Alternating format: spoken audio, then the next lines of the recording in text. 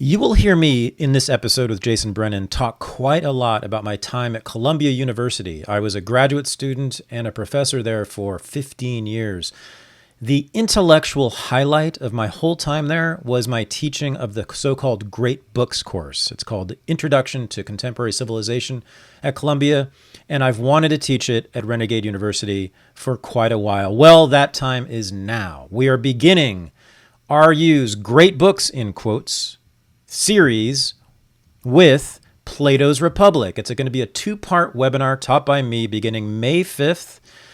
Go to renegadeuniversity.com. Right now, we have an early bird special for the next 2 weeks. You can get it for just 1 credit. After that, it'll go to 2 credits. So until April 12th, get it now. 1 credit until April 12th. After that, 2 credits for Plato's Republic, part of the Great Books series at Renegade University, covering all the great, so-called great philosophical works in Western civilization. Go to renegadeuniversity.com, and also, when you're there, check out the upcoming webinar, which is Selling Fast, an introduction to cryptocurrency taught by the great Vin Armani, who was on Unregistered about a month ago and was hugely popular. Go to renegadeuniversity.com to sign up for Plato, the Republic, and an introduction to cryptocurrency. Hope to see you soon. Thanks. This is the Unregistered podcast, and I'm Thaddeus Russell. This is a show about ideas, people, and behaviors that are considered inappropriate, out of bounds, or beyond the pale.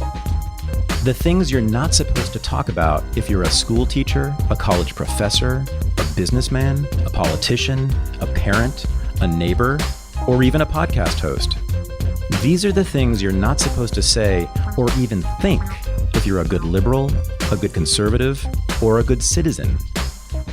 Each week, I'll interview a person who has something bad to say. They might be a journalist or a professor. They might be a porn star or a drug dealer. They might just be an ordinary person with an ordinary job who doesn't care about the rules of polite society.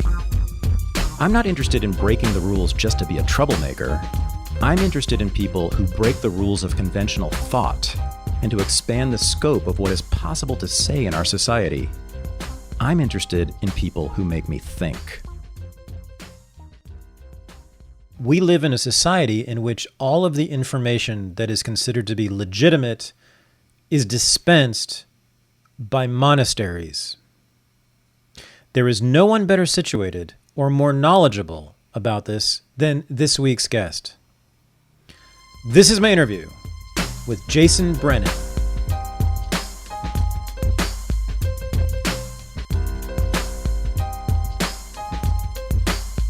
I am joined from outside of Washington, D.C., from Northern Virginia, I think, by the great philosopher, known by many in this audience, I'm sure, Jason Brennan, who also teaches at Georgetown University, and that's sort of an interesting story too. You are trained in Analytic Philosophy, yet you teach in the business school at Georgetown, and you commit another cardinal sin in the world of academic specialization.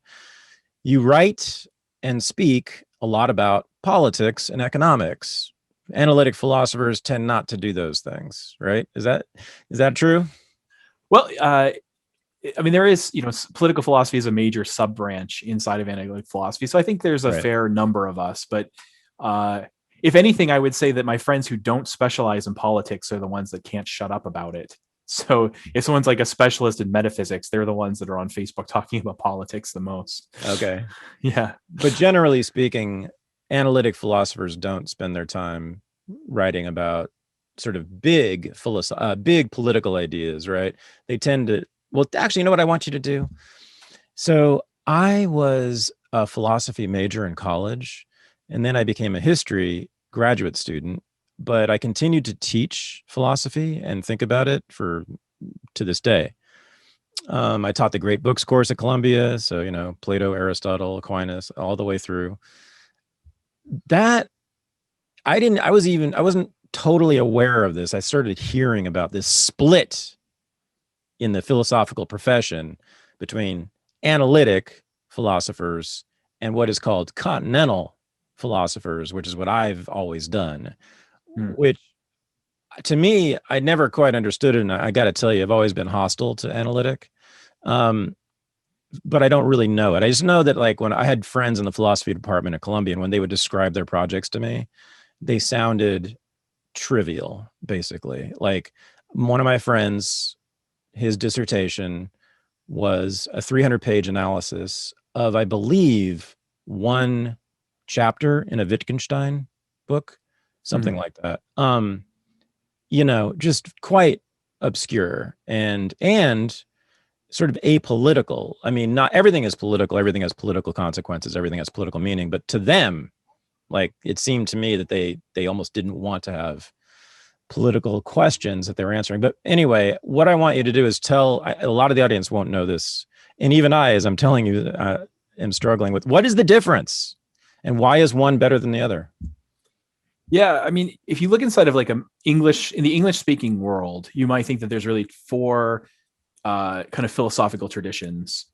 So neo-Thomist Catholic philosophy, or people who sort of specialize on, you basically see them only at Catholic schools, but they're people who are doing sort of like Catholic social thought, Catholic philosophy. They really think St. Thomas Aquinas is the greatest thing ever, and are doing variations on like his work. Then there's what you might call American philosophy, which is really just like Peirce and Dewey and a bunch of pragmatists from the 19th century, and people who kind of specialize in that. And there aren't that many of those people, but you see them in places like Vanderbilt and a few other schools. Continental philosophy, you could really divide into two groups. There's a group that belongs to something called the SPEP, the Society for Phenomenology, and I forget what the other E and P are because I haven't thought about any of those people in 20 years. And they're very interested in like certain like post-idealist German and French philosophers, existentialism, Heidegger, Gadamer, and so on. And when I look at their work, I don't really know what they're doing. It doesn't read like philosophy to me. It just seems like kind of weird poetry. There's also people who study continental philosophy at places like Columbia or Georgetown or University of Chicago and so on, or Brown, places I've worked. But they write. They're just interested in some of those figures, but they write the way that I write. So someone like Brian Leiter, who runs like this, he used to run like this very prominent ranking of like the philosophy departments. He studies continental figures. He's really into Marx. He's really into Freud and so on. But his writing is basically indistinguishable from mine. He would be like the same kind of training that I have, even though he's interested in different people. The dominant branch, it doesn't mean it's the best branch, but the biggest branch is what's called analytic philosophy. For a while, what it meant to be analytic philosophy was you stopped really caring about a lot of moral questions or metaphysical questions, and you focused on the analysis of language and thinking that a lot of philosophical problems are actually just linguistic problems. No one in analytic philosophy, who so-called analytic philosophers, actually thinks that anymore. They haven't for like 70 years. Okay. But if what the emphasis is on so-called analytic philosophy is having very rigorous argumentation, clear. I mean, a lot of writers are awful, but even despite that, there's an emphasis on having clear writing, making exactly clear what you're arguing about. Analytic philosophers, of course, see themselves as we are actually we're the intellectual descendants of the other philosophers. We're doing the same project they were. And of course, the Continentals are just writing bad poetry. Continental philosophers often say the same thing about analytic philosophers. Honestly, I don't think the distinction really matters that much anymore. I think it was a bigger deal 30 or 40 years ago. So yeah, there are people who work in that SPEP organization and they don't go to the so-called APA, the American Philosophical Association meeting very much. But I think at this point, it's mostly there's just philosophy and people are writing about different things. I mean, it is true that like in my graduate program, you were not going to be assigned Heidegger and you weren't going to be assigned Gadamer, but or like if you said you're a postmodernist, people would be like laugh at you. You might as well say that you grow crystals in your backyard. But beyond that, it's just philosophy, Guess what, Jason? I grow crystals in my backyard. I am a postmodernist, but that's hilarious to me that a philosophy department would laugh at postmodernism, since guess what postmodernism is? It's very much a branch of philosophy, right? I mean, you can hate it, you can think it's stupid, but Derrida and Foucault and company and Lyotard and all of them they're philosophers, right? Don't you agree? Yeah, I mean, I think they are. And if there's one, what's that, like the Simpsons comic? There's like or a TV show. There's that line that everyone turns into a meme where the caretaker for the school ends up complaining about like other people. I mean, he's Irish or something, and he's like, I hate other Irish people. There's something like that with philosophy. One of the things philosophers love to do is argue about who counts as really in the canon, who's a real philosopher, and who's not doing it right. Yeah. And pretty much I mean, there's such a great historical genesis for this, where like you read even like the so-called greats, and a lot of what they do is start off by saying, yeah, what everyone else does is bogus. Like someone like Descartes comes around and says, the scholastics, their work is just utter garbage. We need to just ignore it and start over. And then Kant comes along and says some of the things about other rationalists and empiricists. So philosophers being jerks to philosophers is just prime. It's just what philosophers do. Huh. Yeah. Well, yeah. So let me. I mean, personally, I don't get into that. I just my view is I just work on the topics I find interesting, and I try to read stuff if it seems helpful, I read, and if it doesn't seem helpful, I don't. And that's that. I'm not, I don't mind labels, but I got to say, like, the whole analytic continental divide is not something that I spend a lot of time worrying about anymore. Oh, okay. Yeah, I think it's bad. I think the divide is bad, and I'm sorry that analytic has taken over philosophy departments. Most philosophy departments, as I think you said, are dominated by analytic philosophers. Isn't it? To me, it seems like analytic philosophers are primarily, perhaps exclusively, interested in the logical integrity of arguments. Is that correct? Yeah, I do think it's very common for analytic philosophers to be argument centric. It's very important to have as rigorous an argument as you can. And I say that even though, I edit a journal, I referee papers all the time. It's amazing how bad many arguments are. But yes, the focus is on having like a clear thesis with a clear argument for it. But it's like any other field where a lot of what ends up happening is you end up writing footnotes to other people's work, and you make very small claims and with very small ideas, because it's easier to defend something trivial rigorously than it is to say something interesting. And so people do a lot of that. Yeah. Right. And of course, if you ask people, if you go around the field and ask people about that, they'll of course agree. They just don't think you're talking about them. Everyone's like, well, the work I do is really important and interesting. It's just the other people that are doing all this trivial crap that's not really worth reading. So, someone who I might look at some paper where someone's like talking about, one very minor modification on like the Lewisian theory of causation. Mm-hmm. And I'm like, I don't care. I mean, I'd rather $5 than to know the answer to that question. And they would think, no, this is like fundamentally super important. So everyone agrees that most of academic work is trivial, and they also all agree that doesn't apply to them. Yeah, I guess to me, it's certainly not trivial. And I do analytic work. I examine the logical integrity and structure of arguments made by anybody, right? But including when I teach Plato, that's big part of what I do.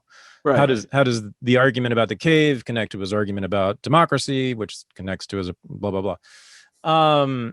To me, the problem is just with some analytics that it seems to me like it ends up being reductionist. They reduce arguments. They reduce a text. They reduce a text to its logos, its logical components.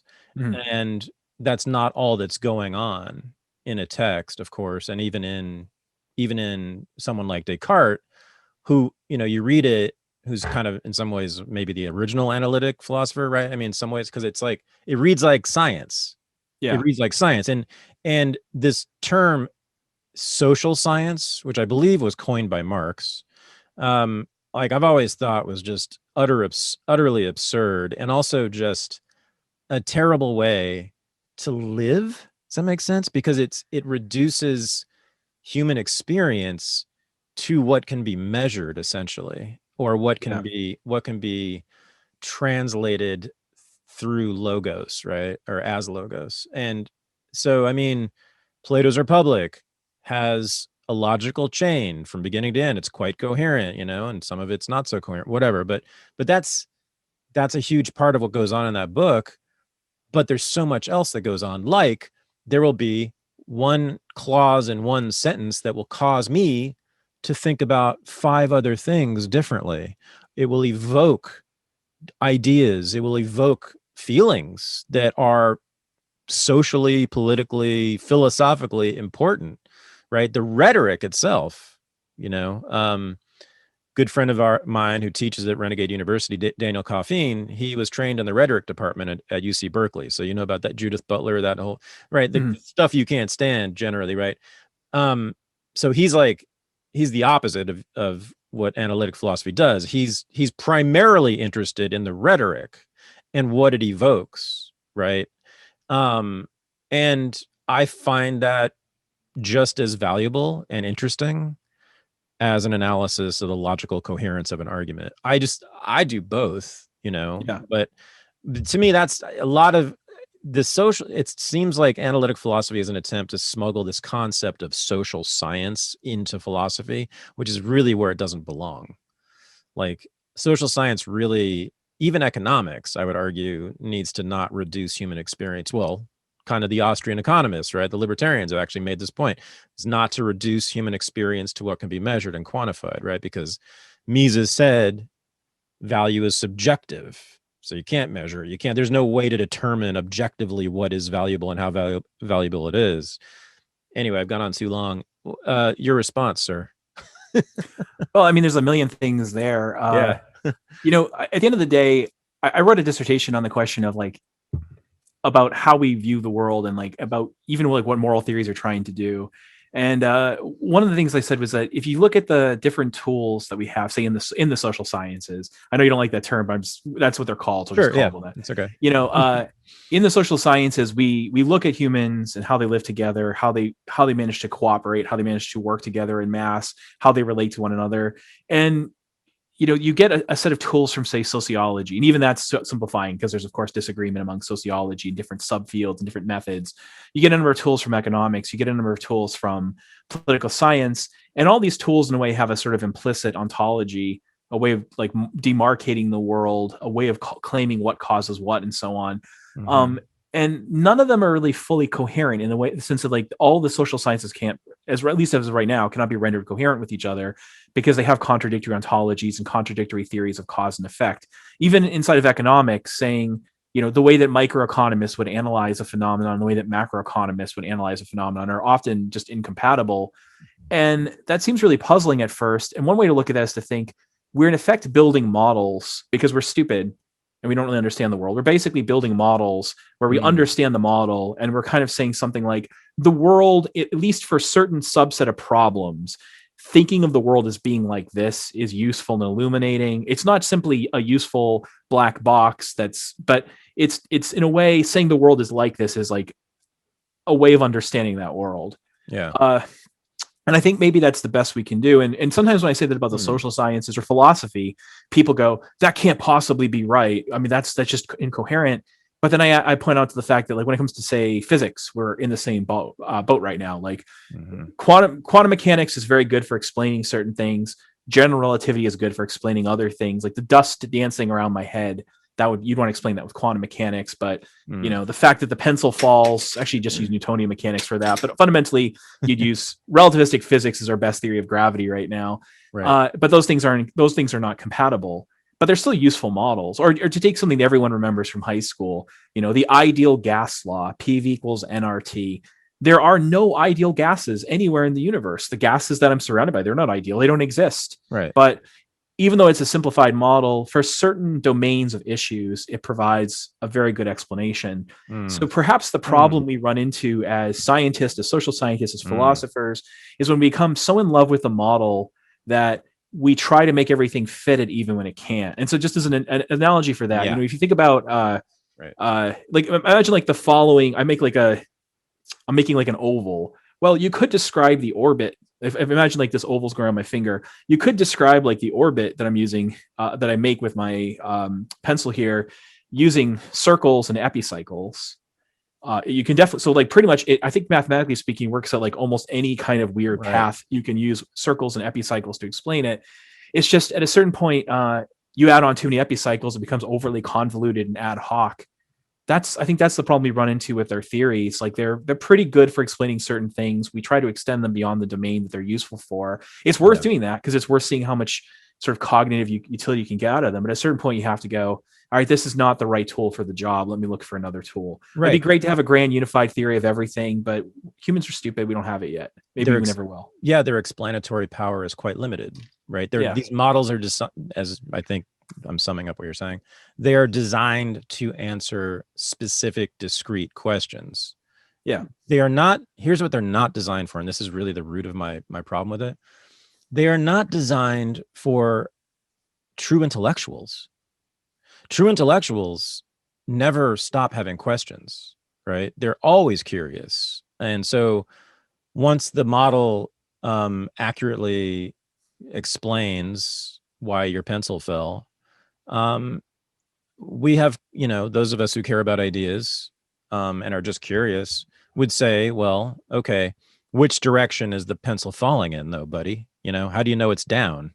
Hello, look at a picture of the Earth from outer space and tell me which is up and which is down. And I could go on, like, what is the meaning of that? Why do we care about that? Why is gravity so important to us? What have been the effects of us discovering gravity? Or should we say maybe we invented gravity? And that,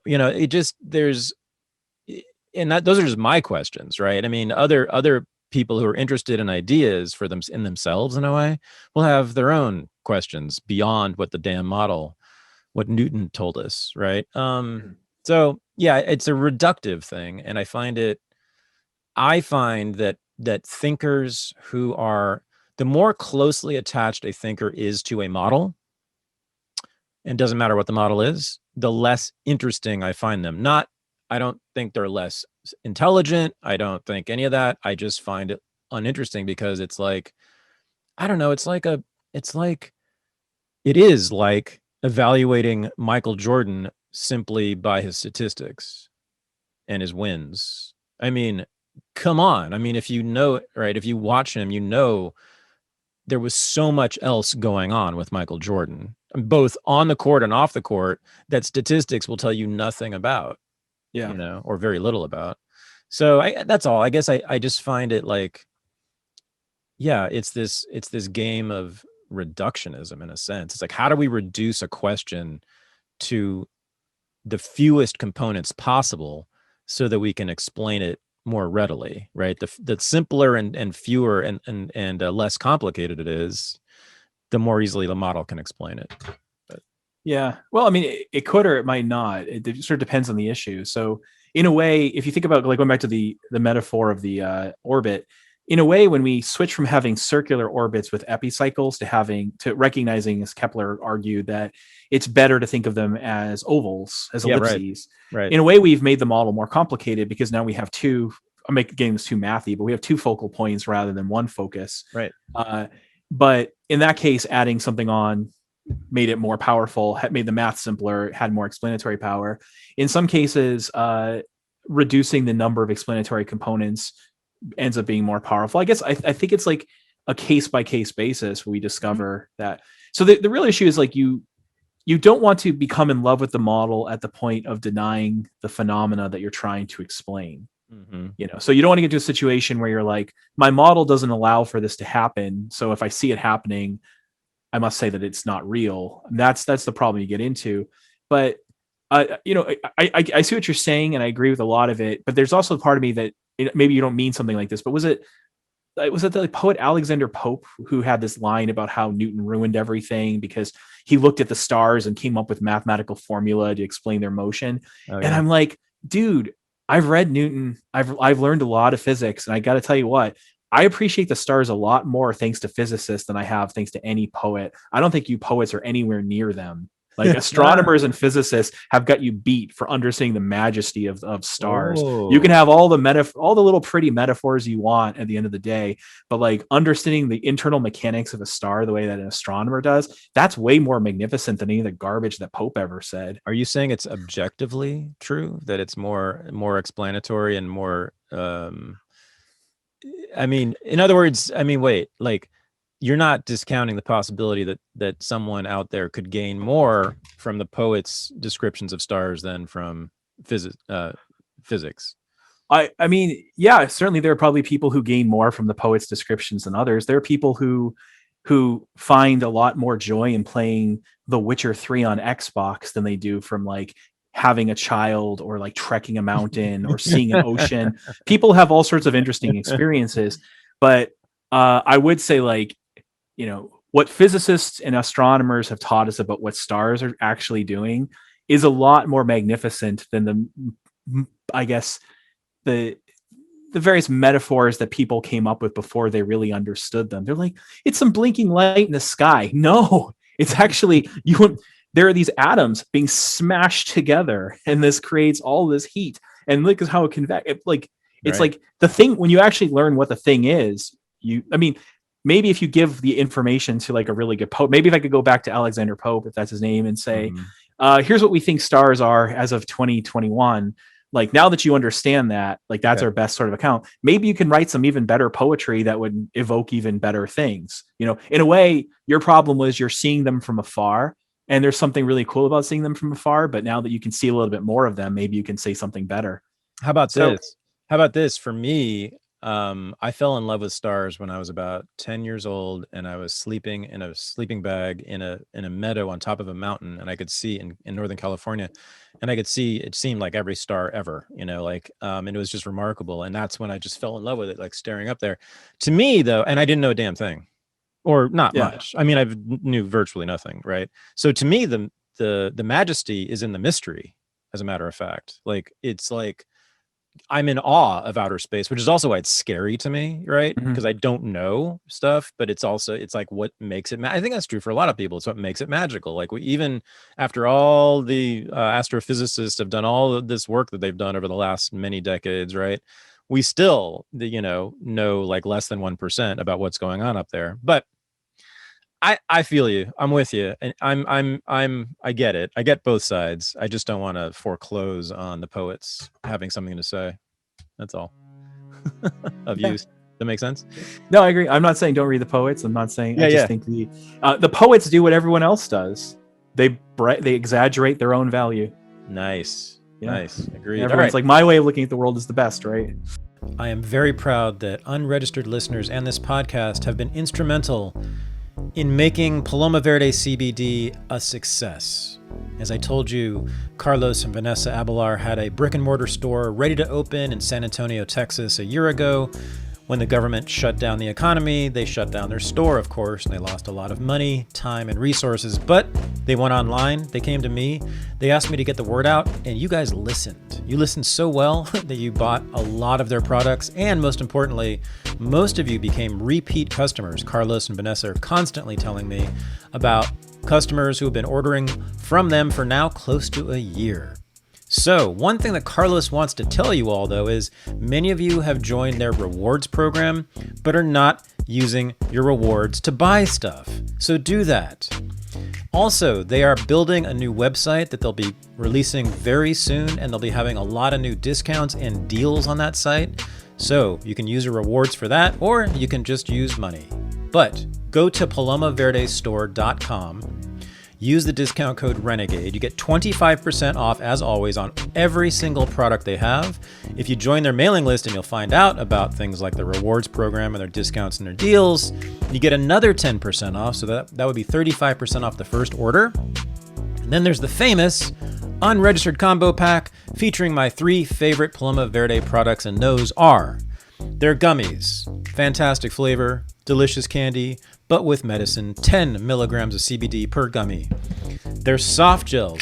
This is just the medicine. You pop these, 25 milligrams of CBD per soft gel. I take several per day to deal with my anxiety and my insomnia, and it helps tremendously. My very favorite thing, though, is their high-potency, fast-acting tincture. I put a few drops under my tongue, as you're supposed to do, and I feel my body chemistry change for the better immediately. So, again, go to palomaverdestore.com, use the discount code RENEGADE, get 25% off everything, get another 10% off if you join their mailing list. The Unregistered Combo Pack, also known as the Thad Pack, you get 33% off. Again, palomaverdestore.com, discount code RENEGADE, make your body and your life better, and I thank you. Peace. The poets do what everyone else does. they exaggerate their own value. Nice. Yeah. Nice. Agreed. Everyone's like, my way of looking at the world is the best, right? So that question was supposed to be just a little preamble, and because I have about 20 other questions for you, and they revolve around two of the probably biggest issues that you've written about. So, which are academia, and well, you've written about a lot. By the way, you are insanely prolific. This guy right here, everyone, writes on average one book a year. Is that right? Yeah, and it's been going up. I guess I got. I'll have 3 out this year, so I've got. Oh my God! Yeah. That's it's well, impressive. it's my job. I mean, it's honestly part of it comes down to if you have the kind of job I have in academia, you don't have a lot of time committed to things other than writing. So I might have 4 hours in a classroom per week.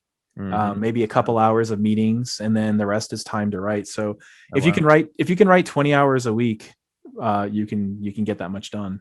And Frank, I'm not blaming anyone who doesn't, because I mean, I wrote a book about academia. I know what the workload is I wrote 2 books about academia, actually. I know what the workload is about for people who don't have a job like mine, and they simply don't have the space to do it. Right. Yeah. No, yeah. So yeah, you've written 2 books about academia, and here's the cool thing. I agree, I think, with every bit of your argument in those books against academia, your critiques of academia. But what's amazing is that I don't think there was any overlap at all. I'll have to check that again, but I don't think there's any overlap at all with my critiques of academia, which are numerous. So what I want to do is let's just go back and forth and trash academia. You give one reason it sucks, and then I'll give another reason it sucks. And then if you want to defend it, feel free. But do you want to start with kind of your overarching argument in regards to academia? Yeah. So the book I wrote with this guy named Phil Magnus, who's a history PhD, and he and I in the book Cracks in the Ivory Tower say our fundamental tool that we're going to use to sort of analyze what's going wrong with academia is to look at perverse incentives.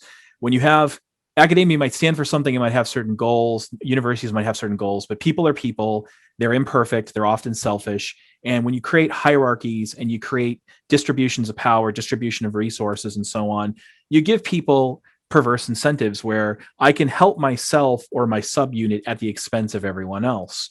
Unsurprisingly, people frequently take the bait. So basically the book it's not saying everything in academia is caused by that, by the way, but we're saying like this problem exists. We can document it. We can illustrate the incentives. And now let's look at some of the bad stuff they do and see how it's explained by this. So for instance, one of the chapters is about general education requirements. This requirement in many universities that you take a wide range of courses. Now, there are some universities who I think do their Common Core well. Columbia, I suspect, is one of them. Famously. Chicago, which is the school I wanted to go to as an undergraduate, I was admitted, but my parents wouldn't pay for it, so I had to go elsewhere. I think they do a good job. St. John's, I think, does probably a good job. Very famous, yeah. But in part also because the students who go there sign up for that and want it, and then because they want it, they learn from it. Right. But in general, general education requirements do not succeed in their stated purpose. They don't teach people foreign languages. They don't make them better writers. They don't teach them critical thinking skills. They don't create general mathematical or scientific literacy. We document some of the evidence for that in the book. It's been tested pretty heavily. If it's there, we can't find it, and lots of people are trying to find it.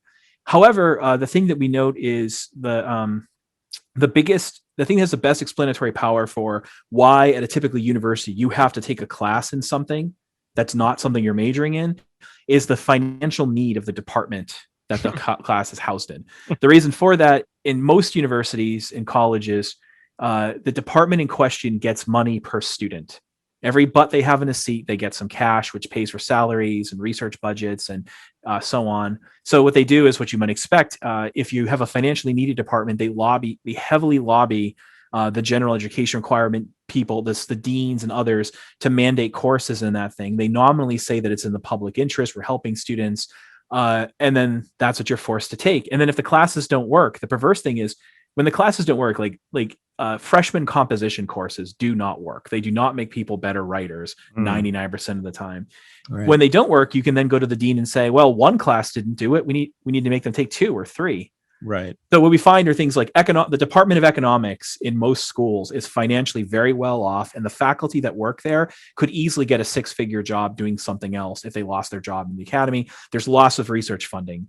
They have a really low, they have a really high student to faculty ratio, a really low faculty to student ratio. They generally are not required to take their courses, whereas English departments have a terrible job market. The ratio of like PhDs seeking tenure track jobs is incredibly high. The ratio of the total number of full-time faculty in English has been going up dramatically, but the number of students majoring in it has been going down dramatically. They're financially really needy, and they're the ones that have the massive presence on gen ed requirements. So why do you have to take this class? Not because it's the university will say it's good for you. The actual reason is because it's good for the faculty that it's good for the department at which you take the class. Okay. I think that's right. But I think there's something deeper going on. I think that if you were to present that to your typical English professor who teaches obscure poetry from whatever, whatever country in whatever century, right, that no one cares about, basically, they would say, oh yeah, we force students to take these courses, and we deserve money for teaching those courses. We deserve what you're describing as sort of a crooked system that's actually justified. And it's just, they would say, wouldn't they?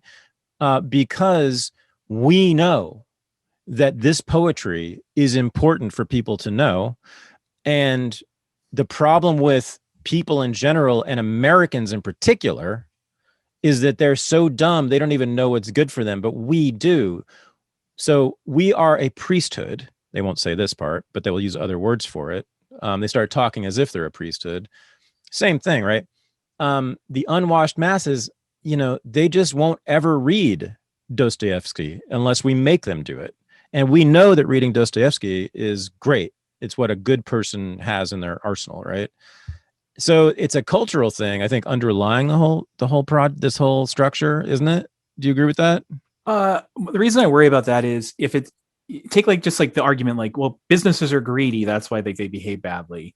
Okay. The problem you have is, okay, well, why is it these businesses behave worse than those businesses? If you can show me that it turns out that those ones are greedier than the other ones, then we're starting to find differences explain differences. We want them to go along. The kind of priesthood attitude, I think, applies to almost every single department. The people who get a PhD in X tend to think X is really important and more people should care about it.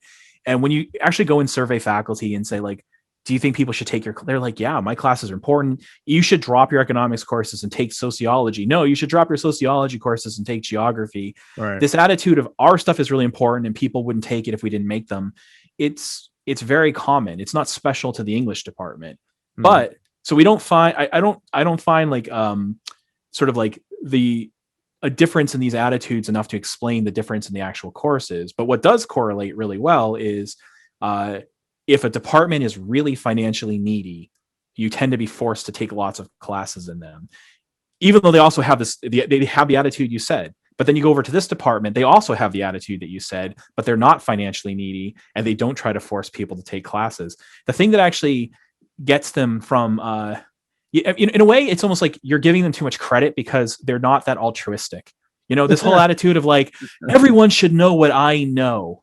Cool. Would you teach it to them for free? Well, no. Would you teach it to them if it cost you something? No. What actually puts a fire under your ass to force those people to learn this thing that you think you ought to know?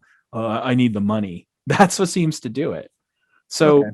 Yeah. Well, I don't know. I mean, neither one. And also the classes that they take in these English departments, they're not comp classes are typically taught by adjunct faculty, often who just have a master's degree, and they don't teach great works of literature. And I don't mean great works of literature according to the Western canon. I mean, even if you, the listener, come up with your own list of what you think really are the great works of literature, they're not doing that. And surprisingly, what we find is they're often very commonly what's happening in a comp class is that you read a bunch of pop left-wing economics. I wouldn't even call them economics books because they're not economics books, but books about the economy from a left-wing point of view, written by popular figures and popular press things. So if anything, it ends up being a bully pulpit for, instead of teaching literature and and rhetoric and the things that English PhDs specialize in for teaching the stuff that I do, Right. that they don't have any specialty in. And it's taught by adjuncts rather than the main faculty. The main faculty are like, because of these mandatory classes, they don't see more students. They pass off. They basically create a system in which you have a low-paid adjunct teach the class, and then almost all the money goes to the department to go to tenure track faculty to do the stuff that they do, and they teach classes with 7 people. Right. Okay. So neither one of us knows for sure what's in the hearts of these people, right? What's really motivating them. But I do know this because I've been around them for my entire life. They talk as if they're a priesthood, and that's the rationale, that's the justification for all of these otherwise corrupt measures, forcing kids to pay these, to take these classes, and then basically forcing, instead of market mechanisms, they just sort of allocate resources based on the fact that they believe that these things are necessary to be taught, and then otherwise no one would ever read anything in Russian literature. No one would ever study analytic philosophy or American history. So they talk the talk of the priesthood. That's their justification. Now, whether they really believe that, okay, I don't know. But now the departments like economics and business, if there is one at the undergraduate level, but certainly in economics, they don't talk that talk because they don't need to, because the kids are voluntarily signing up for their classes in droves, especially now more than ever, right? So they don't need to justify their existence. They don't need to justify the fact that they're teaching this or that obscure economic topic, because kids are filling the classes, right? Well, let's think, because there are other classes where there are other departments that are financially well off, but no one takes their classes. Like they're usually science classes where they get a lot of outside funding. The university just is willing to throw money at them. Okay, they get National Science Foundation grants and so on. Okay. Plus, I mean, I also think about, this worry about, well, no one will take our classes. They won't know about it unless we force them to do so. That's nominally here's the thing about, there's a phenomenon called rent seeking in economics. It's a technical term, but the simplified version of it for people who haven't, I don't know, your audience may have heard this before. Yes. But the simplified version for those who haven't is you try to manipulate the rules for your benefit at the expense of others. The thing about rent seekers is they always have a public justification that sounds good. I've even seen this. Here's an anecdote. It's just an anecdote, but it's an illustrative anecdote. One time I was debating the former president or leader of the Liberal Party of Canada, not someone who ran for office himself, but a person who like ran the party. And we're on television and he defends compulsory voting. When he defends it on television, he says compulsory voting is good for the country because more people participate. Democracy is consensual, and the way that you consent is by voting. And if people don't vote voluntarily, we have to force them to vote in order to force them to consent. He actually said that on TV. It's incoherent, but he said it.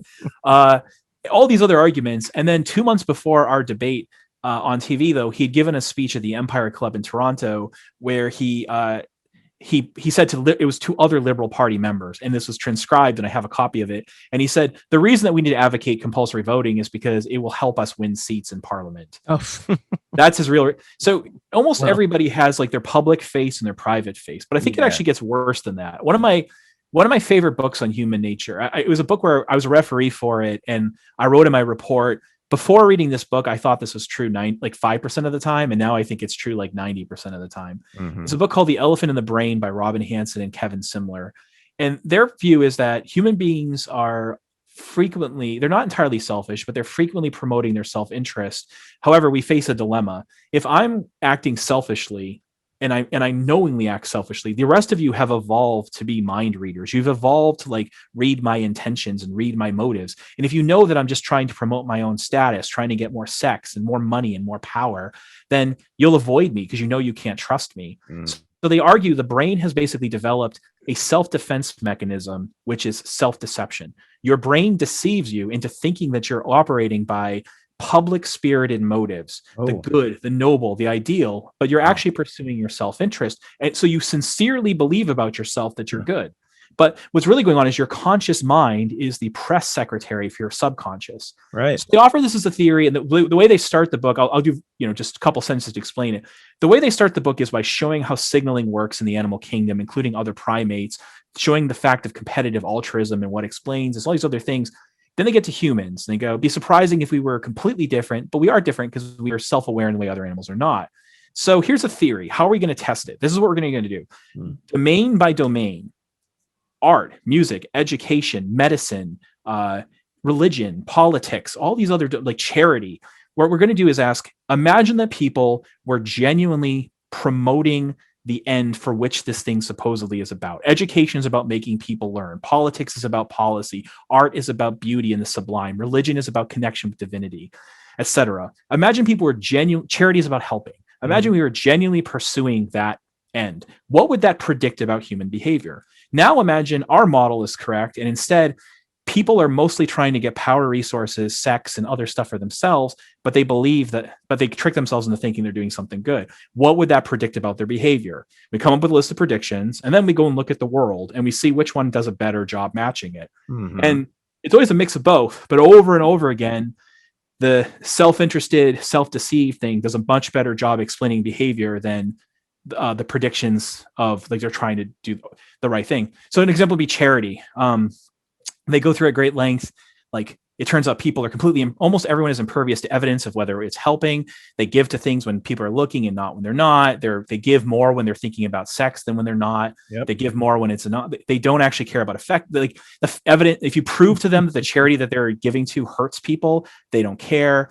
The degree to which it helps doesn't matter. So if I tell one person like this charity will save 1,000 lives, and I tell another person this charity will save 10,000 lives, right? Like you'd expect the person over here to give more because it's a better charity, but that has no effect on their behavior. They go through all of this, and plus a variety of other things they get into, and at the end you're like, crap. Charitable giving is for the most part about strongly signaling my pro-sociality in order to make sure that people like me, want to have sex with me, and want to do business with me. It's not about helping people. Right. And like I think like even when it comes to academics, these stories we tell ourselves about how noble our work is and how everyone should care about it, it's bullshit. We're sincere. We're utterly sincere, but it's bullshit. Right. Self-justification. I'm different because I'm like, look, the stuff I do, I think it's really interesting. I think it's cool if other people think it's really interesting. But there are all these people in the world that are just like, I don't give two shits about what you do. And I'm like, that's fine. Like, and I don't feel like I don't need to justify it to you. And you don't need to justify yourself to me. Right. Care about other stuff. Spend your money on other stuff. It's totally fine. Totally fine. I love it. But you're saying that we tend to believe our own press secretary, right? Yeah. That's the point of the press secretary, is to trick others and to trick us at the same time. It's so that when I read your mind, I hear, like, imagine we were psychic, right? And you wanted to deceive me, but I'm psychic. What you'd have to do is trick yourself into believing something so that when I read your mind, all I hear are the good things. Right. Effectively, because human beings we're very good at like discerning other people's motivations from their eye movements, from their facial movements. Right. We're good at lie detecting. If we ask people questions over and over, I play games in my class where I can get students to prove how good they are at lie detecting. Yep. The way you trick others is by tricking yourselves. Right. It's self-defense. Okay. So, back to reductionism versus, broader thinking, I guess. So to me, I love this argument, and I think it's probably right. And apparently they've done the work to show that it's right, empirically. Let's assume the theory is correct, that we fool ourselves into believing that what we're doing is altruistic when in fact it's self-serving. So to me, the most important and interesting thing that comes out of that is that it reveals something profound about our culture, which is that the culture not only promotes altruism, it basically makes it a requirement. You have to be an altruistic person to be considered a good person in our culture, right? And so nothing can be, and you can see this everywhere, right? The second someone finds out that someone got paid for something, it's like, oh yeah, see, that's what they're really about, right? But when we hear about people sacrificing themselves for others, then we love them, and they get on the postage stamps, and they have national holidays named after them and all that, right? So, and I find that that raises a whole other set of questions as to like, why? How did that happen? Why does society have that as a cultural norm that's so dominant that basically everyone believes it, except for like actual clinical sociopaths, serial killers and mass shooters? Other than those, tiny number of people, pretty much everyone does this, right? Everyone has a press secretary telling them what you're doing is good for other people when it's actually self-serving. So to me, it's like, oh, how the hell did society, I mean, that's a big project that society has undertaken. And it's not always been the case, right? There have been societies, certainly, in human history before the modern era, where that just wasn't a norm at all. And people just did go around trying to like survive and get what they can for themselves. And there was no ethic of selflessness, which to me, I think it's all derived from Christianity. So that's my answer, but it raises a big question. But Christianity is really where you find, I believe, in Western tradition, the beginning, the first attempt to valorize, glorify selflessness, right? Sacrificing yourself for God or God's community then gets translated in various different ways and secular ways, and it's still here and it's still dominant. So when conservatives talk about this is a Judeo-Christian country, I'm like, yes, it is. And it's actually underappreciated just how much it is, because the left, I would say, is the most Christian political faction that we have right now, because it's all about sacrificing the individual for the world, right? They don't call it God's children anymore. They call it like society or community or whatever, right? But that's the highest value, the highest principle. And the left plays that game more than anyone. Does that make sense? Yeah. I mean, yeah, there's a lot to be said for that. I wonder, we wanted to do sort of a 1-2, like we wanted to do like, I'm picturing like the scene at the end of one of the Iron Man movies where like Captain America and his buddy are like punching Iron Man in the head.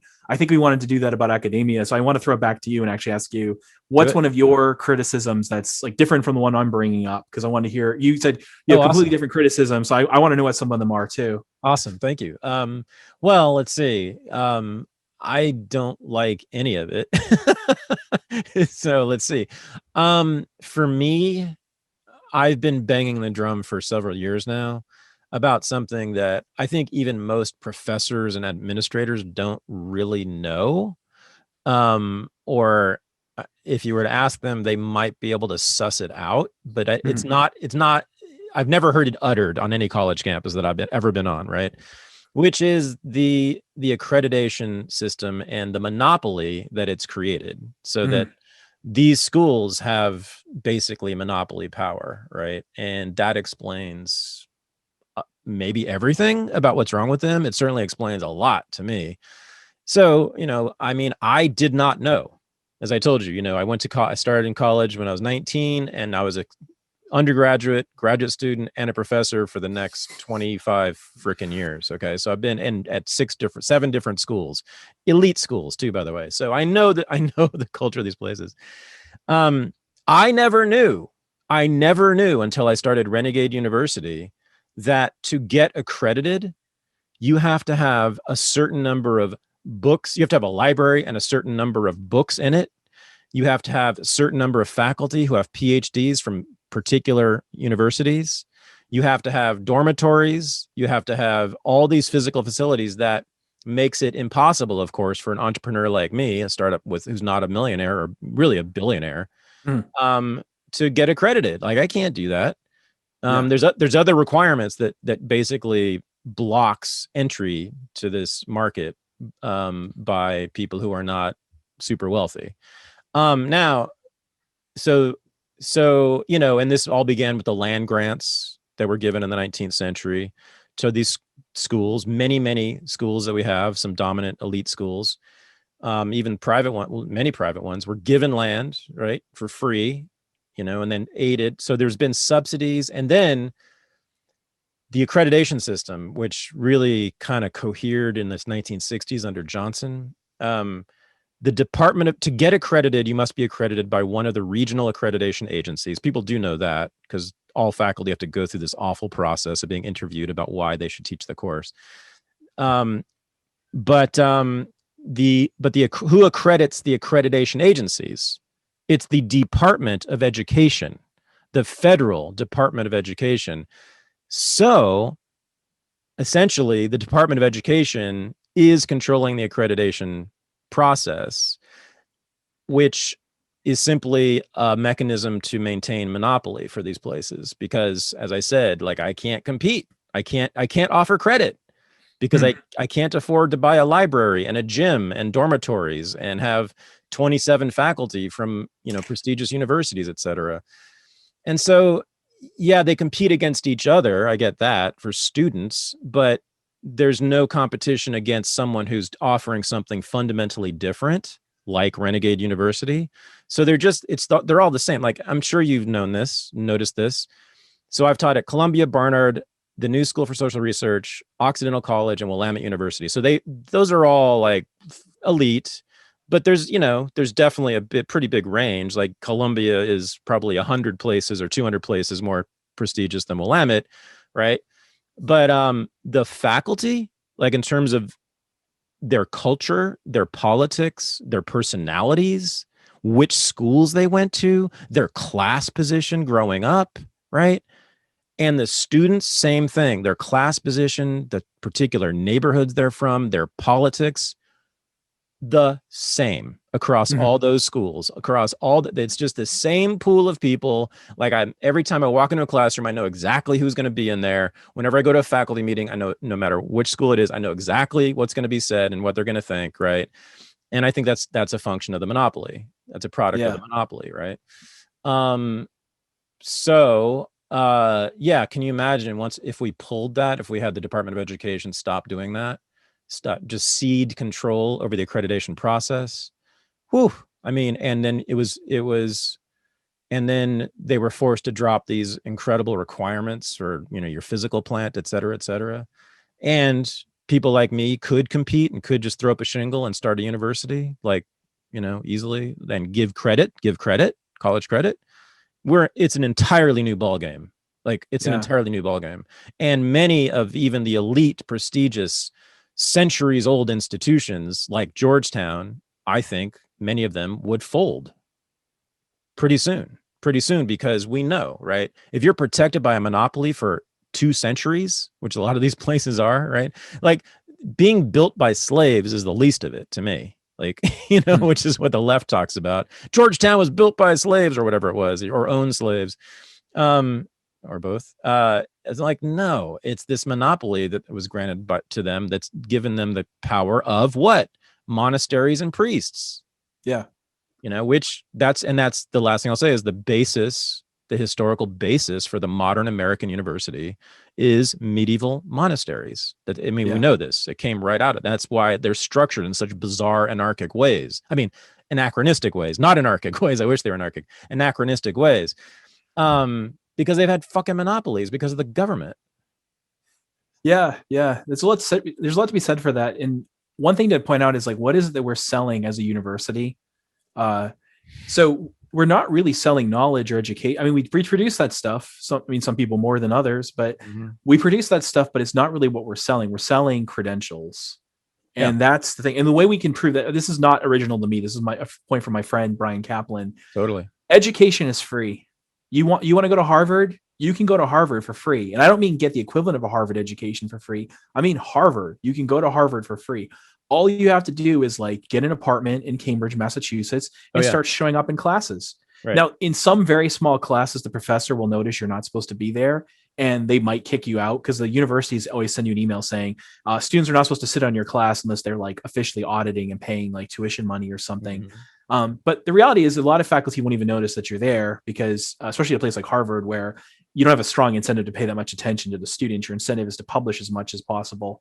But on top of it, if you go up to a professor and say, look, I can't afford to pay for tuition, but I've always had this taste for learning more about 19th century avant-garde Romanian poetry, and you're a specialist in that, I'd love to take your class and just sit in. The professor might be like, I'm so excited someone actually cares about this. Of course, to let you sit in. We'll keep it quiet. And on top of that, like a lot of these lectures and things like that from Berkeley and other universities are online for free. MIT has all this course material for free. Yeah. You can get a free education from almost any school in the world, or country at least, that you want. What you can't get are credentials. And notice, and this is what you're getting at, and I'm bringing up something that might not be known to the people who don't know what you and I know. Yeah. The thing that you're not allowed to do, you're allowed to sell a philosophy course. What you can't do is give them credit and credentials. Right. That's the thing that's protected. Exactly. Right. That's the barrier to entry. Now, At the same time, I I do think that someone like you would, like, your kind of business, I don't think would kill a Georgetown or a Harvard or a Penn, where Just there's, watch. Just watch. well, I like, we could see. I mean, I'm certainly open to being proven wrong. I'm not. I wouldn't bet my children's life on this if I had to, but Yeah. I think those schools are selling a product that has to do with a certain kind of prestige that's associated with them. You're selling to the students, the other students. Yep.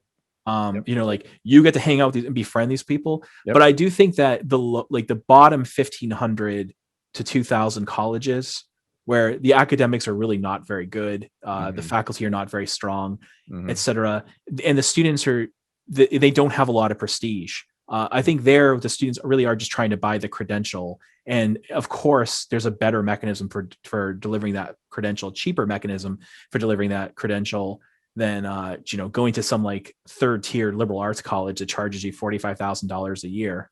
Yep. That no one's ever heard of outside of your hometown. Totally. So I do think those schools, I think you guys are a bigger threat to those schools than to a Harvard. Harvard's going to be fine forever. I mean, Harvard doesn't even need to charge tuition. They don't even need the students anymore, right? They can just live off their endowment. Their endowment, yeah. Yeah. Yeah. I'm not going to make specific predictions, but I would bet that at least one of the top 100 universities will fold to competition, in the next, I don't know, decade or so. But yeah, I agree with you. The lower ranking ones they already are folding. There's closures all the time now. Mills College, pretty prestigious women's college, which I live right near, by the way, in Oakland. They just closed. Big deal. Yeah. Universities suffer from a thing called there's a lot of reasons why they're so expensive, but a big thing is something called Baumel's cost disease. I won't get into that, but for people listening, just Google this: BAUMOL' cost disease. That will explain to you why one of the main reasons why universities are so expensive, and they're going to continue to get more expensive. They basically have an unsustainable business model. The reason I believe they're so expensive, I could be wrong about this, but for many years, and I think I've seen other people say this, is the federal student loan program. Oh yeah. Right. That is part of it. Yeah. Creates massive, what economists would call artificial demand. Right. Yeah. So that's absolutely right. I talk about that in the book too. So if, for listeners, if you imagine that, imagine the government says, we're really bummed out that American kids at age 20 can't afford Honda Civics. So what we're going to do is give everybody a $10,000 check to buy a Honda Civic. Well, that for-profit Honda dealerships would raise their prices, maybe not exactly by $10,000. There's the thing about elasticities we'd have to analyze, but they'd raise it. So it would end up being the kind of thing where, despite having given everybody a subsidy, what you actually do is make the cars more unaffordable. Yes. Everyone understands that when it comes for-profit business ventures. What about not-for-profit things like most colleges and universities? Well, lots of economic papers have been written about this and analyzed it and studied it. I cite some of them in the book.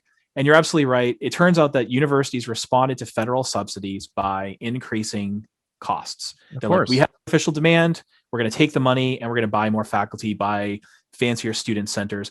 I don't think that's all of it. I think the Baumel's cost disease thing would apply to universities even if there were no subsidies. Okay.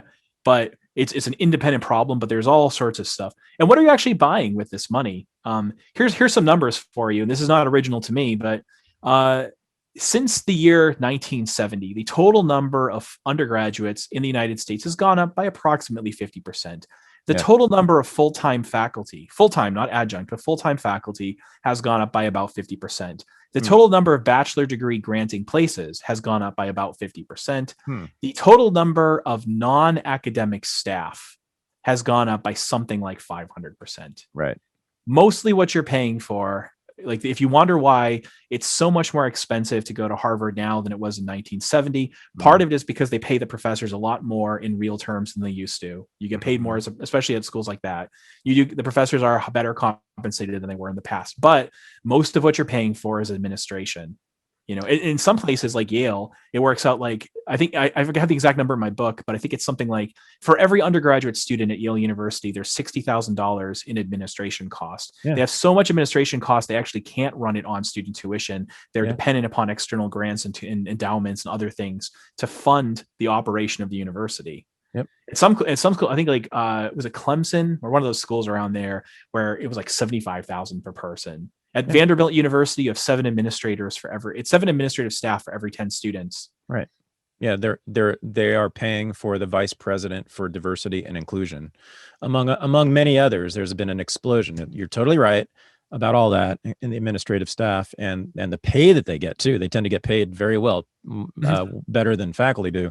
But the thing is, again, the students are able to pay for that because of the loan program, the federal loan. They get these cheap federal loans, right? These low interest federal loans.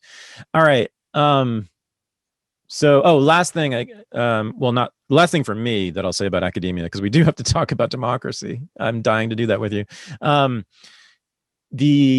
to the monopoly thing, that is also created and enforced by the tenure system. So, back in the day, in the 1940s, well, before the 1960s, basically, when we still had tenure, but we just had different kinds of people who got tenure.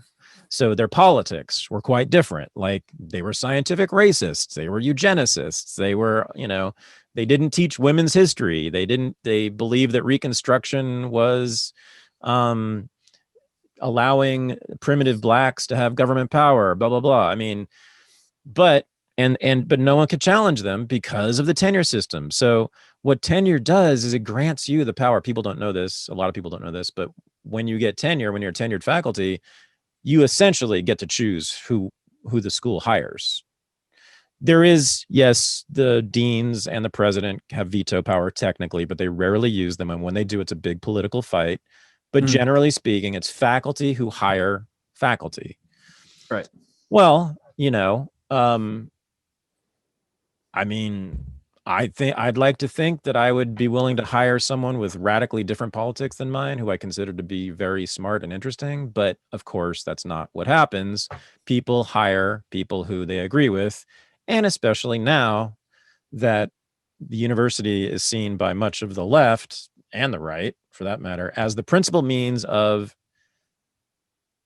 getting their arguments out or indoctrinating, whatever you like to look at it, right? They're going to hire people who agree with them. Like, that's what they're going to do. And that's what they've done. And they only have that because of the tenure system. I've also said, if you want diversity, boys and girls, what's the biggest block to having a diverse faculty? It's tenure. Get rid of tenure and let all those motherfuckers compete, for their jobs instead of having lifetime appointments. You will then have almost immediately, a more diverse faculty, because there are just so few jobs we're competing for. But if you opened up all the jobs and made them compete for those damn jobs, like in every other industry, is the Supreme Court not the only other institution that has lifetime appointments? I believe it is. It's the only one in our society. So it's monopolistic in multiple ways. And that accounts for the intellectual conformity on campuses, I believe, is the tenure system primarily. Yeah. One of the things I do in this book, I have like a criticism of, say, student evaluations. But then we both put up our student evaluations and point out we personally benefit from them. We think they're bullshit. They don't track teaching, but we personally benefit from them. So it's important for the reader to know, if I say that they're bullshit, we should get rid of them. It's not sour grapes on my part. They put money in my pocket. Right. Last semester, my student evals were 5.5 and 4.96 on 5. Right. Yeah. I will, if we go back to having raises after COVID's over, I will get a bigger raise thanks to that. But they're bullshit. Tenure is something similar. I'm a tenured full professor with an endowed chair. I like having it. I like having the kind of job security. Sure. I have not personally yet slowed down with my research, but I could. But we put it on the book, we're like, let's do an evaluation of tenure. And it turns out that, not surprisingly, people do most of their best work and publish more and publish better before they're tenured than after. When they get tenure, they tend to slow down. They don't just slow down, but they don't swing for the there's this idea of like, you publish less, but you go for bigger projects. That's we don't find evidence of that. We find evidence of the opposite. In fact, people, they have a sinecure and they act like it. And further, you're right. We don't cover the stuff about ideological discrimination in the book because we avoid left-right issues for various reasons. Okay. But I have other papers on this, and it turns out that overwhelmingly faculty will admit, if you survey them, you go, hey, would you discriminate against somebody for being conservative? a large percentage of them will say yes. And if you ask how much would you discriminate, they'll say a certain amount. There's this phenomenon called social desirability bias, which means that when you ask people, are you an asshole? However much they tell you they are is a lower bound. And if you say, are you a saint? However much saintly they are is an upper bound. So the truth is they discriminate a lot more than even the surveys indicate. That's giving us a low estimate because it's not like people who are like, there's not going to be a lot of people that are like, oh yeah, I discriminate against conservatives, but they're really fair. But there are a lot of people that will say that they don't when they do. So yeah, you're right. The tenure system, it gives people these jobs for life, and I don't want to say protects them against everything. I mean, we see things like even today, there's something going on at the University of Rhode Island where faculty said something that's clearly protected by their speech rules. It's clearly protected by the First Amendment, which applies to the University of Rhode Island. It doesn't apply to Georgetown, but applies to them. They're a government agency. And nevertheless, the president and dean are trying to get her in trouble because they don't like what she said and it pisses people off. So I don't want to overstate how strong tenure protections are. They can be eliminated often like really crappy grounds, but yeah, it's not a good system at the end of the day. It does not do the thing that people claim it does. It doesn't really protect academic freedom, and it doesn't produce greater and higher quality research. Now that I have it, like, as I say in the book, I'm a selfish asshole too. Would I be willing to give it up? Yeah, but you'd have to pay me more. Of course. Yeah. I mean, not for free. I wouldn't give it up. I'm glad I have it. And sure, of course. No, I would do the same thing if I were you. Yeah. I'm not mad at individuals. I'm mad at the system. Yeah. Yeah. No, actually tenure produces the exact opposite of what it's supposed to produce, which is diversity of thought. The justification for it, and this is almost laughable, but this is the justification, is that it protects intellectual minorities, right? That once you have tenure, you can't be touched for what you say, right? And so therefore we'll have much more diversity of thought. When it's just, look at any faculty, it's the exact opposite. We know the numbers on this. Social science and humanities are what, 99% Democrat, something like that. I mean, it's ridiculous. Right. Some departments are. There is worth, though, by the way, pointing out one partial defense of the kind of faculty hiring system and having something like tenure. Because I read a lot of economics papers trying to analyze, and this is the one that even though I think overall it's a bad system, I think this is the best thing to be said for the other side. So this is the problem you face as, say, a university administrator hiring faculty. You're trying to, especially at a research university, you're trying to get people who are high-level specialists in really complex doctrines that you, the administrator, don't understand. Does the average administrator, it's one thing you're talking about hiring a plumber. At the end of the day, you can tell if the pipe's been fixed or not, right? But here you're talking about who's the better theoretical physicist. Now imagine you hire a bunch of faculty and you say, just so you know, all of you are always competing with each other all the time. And when things get tough, I'm going to start firing you and I'm only going to keep the best person. Here's what selfish asshole faculty will do. They're like, okay, well, when you don't know enough to like hire the best, you don't know who the good people are because it's not in your field. I don't know who's a good English professor. I have no idea. Right. I don't know who would count as a good sociologist. I know who's good in like the fields I know a lot about. That's pretty much how it works out. Right. So you are basically forced to rely upon the expertise of some people about who's good. But if you don't give faculty tenure, then what they'll do is try to hire someone who's clearly inferior to them. I don't want to help the president hire someone who's good. I want them to hire someone who's worse than me, so that when money problems come in and he has to start firing people, I have a better chance of keeping my job than this person. And you don't want, as an administrator, you don't want that kind of thing happening where there's a perverse incentive to hire lower quality people by the senior people. Okay. So is that decisive? I don't know, but it's at least it's something to consider on behalf of the other side. Right. I think overall the weight's on the anti-tenure side. I'm not giving up tenure though, not for unless I get a lot of money for it, but nevertheless, I mean, there's something to be said. I mean, so, what if we removed all the monopolistic mechanisms, right? And every institution and every professor had to compete like in a regular industry. Oh my God, perish the thought.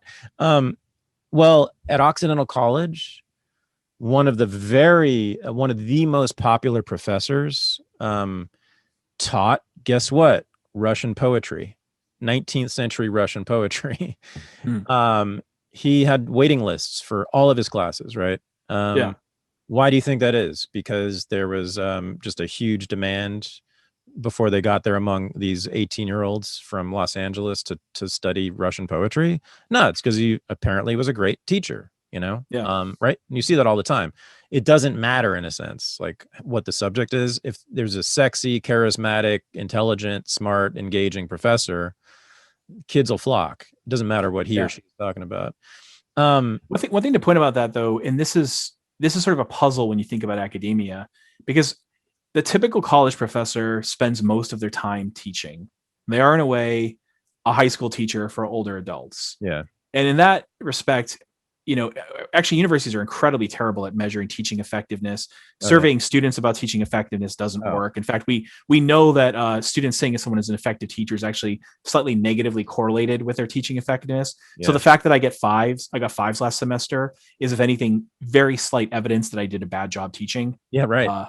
But all that said, but it's one thing about evaluating people qua teachers, and then the other problem, and which schools, by the way, do, they don't even really try, in a way. Mm-hmm. But the harder thing is what happens at like research universities, like, a Columbia, a Harvard, a Princeton, a Georgetown, Ohio State, where the main thing that tenure line faculty are hired to do is to produce research. Teaching is a distant second. Yeah, I can give you the numbers. At Georgetown, if you're hired in the business school as an assistant professor, tenure track, say in accounting, when you get your evaluation at the end of the year, 60% of the weight is on research, 30% is on teaching, 10% is on service. The reality, though, is when you come up for tenure, it will be basically 100% research. If you have published a lot in the good journals, then you will get tenure. If you haven't, you won't, even if you are a superstar teacher. Correct. We might keep you, but we'll demote you to a teaching professor. You won't have any chance at tenure, and you'll be on a contract term. Yeah. When you come up for full professor, we'll look at the same things again, except now we'll care about how many people have cited you on top of it.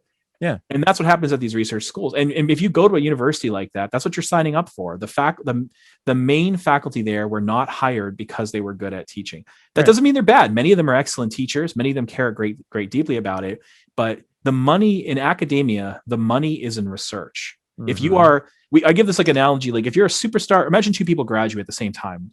Martha is a superstar researcher and terrible teacher. Nathan is the world's best teacher on that topic, but he doesn't publish.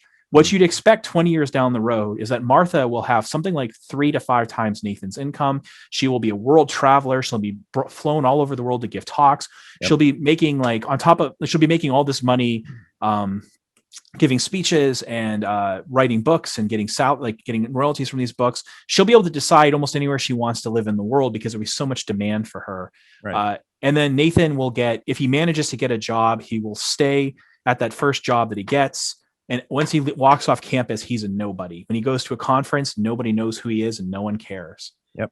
All the money, all the prestige in academia is based upon research, not upon teaching. Yeah. I was at Columbia University as a student and then a professor for a decade, 10 years, the entire 90s I was there. Oh, sorry. Further than that. Then I was teaching at Barnard, which is part of Columbia so it's a total of 15 years I was at Columbia University. I met one good teacher. I had one good teacher as a graduate student. I had never witnessed anybody teaching in any way that was extraordinary at all. There were some decent lecturers. They were clear, but they were reading a script when they were lecturing too. Including my dear beloved and late Alan Brinkley, my advisor, did that. He was considered one of the best. He was one of the best lecturers, but he read a script. And why? Again, because kids aren't there for that. They don't even know who the teachers are when they apply. They don't care, right? They're there, as you said, for the credential. Yeah. And they've got nowhere else to go because of the monopoly. All the other schools, this is Columbia, this is the top of the chain, right? All the other schools, as I said, have the same kinds of shitty faculty in terms of teaching. They've all written multiple award-winning books, but they can't teach their way out of a paper bag, typically, right? And that's, I think, again, it's because, and the schools consequently don't care about it either, because they don't need to care about it, because the kids keep coming. Because we've made it necessary culturally and economically, right, for everyone to go to college, right? And especially the ones that give fancy credentials, to have Harvard on your resume will serve you for the rest of your life. Yeah. And it doesn't. Here's a question for you then, Yeah. because I mean, we might not have time to talk much about democracy, but maybe this is like the thing we both care about more right now. I will make it. What one thing we have to wonder about it? It's one thing when you say, okay, students want the credential, and there's a monopoly, and because of accreditation and other sorts of things, there's a restriction, a cartel on who can have the credentials, right? And you cannot get it, right? Dad, you can't have it. You don't have the right. You're not able to distribute the credential. But there's also a demand side for that credential, which is like university. Like, why is it that Goldman Sachs insists that you have a bachelor's degree with a 3.5 GPA? Why is it that Google, when they're hiring, strongly tends to hire people from elite colleges?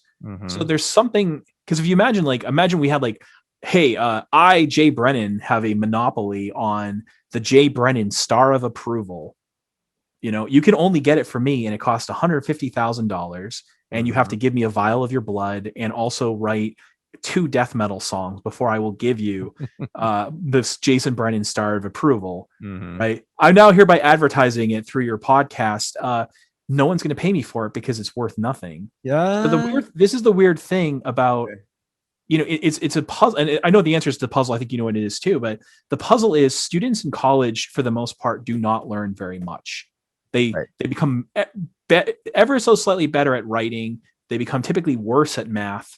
Overall, they don't learn a foreign language. Overall, they walk out not really much more knowledgeable than when they came in, not really much more skilled than when they came in, but they walk out with that sheepskin and they become much more employable.